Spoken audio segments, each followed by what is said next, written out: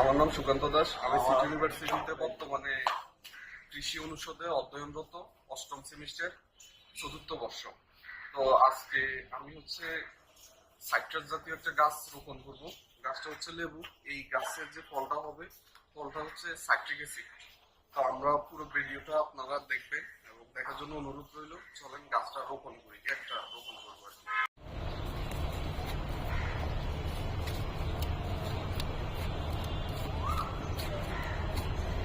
সাভারের এই মাটিটা লাল, সাভার অঞ্চলের মাটিতে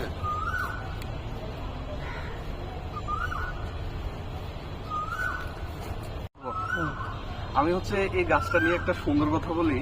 এটা আমাদের বাসা থেকে আমি এই লেবু লেবুটা আনছিলাম, 5টা লেবু আনছিলাম।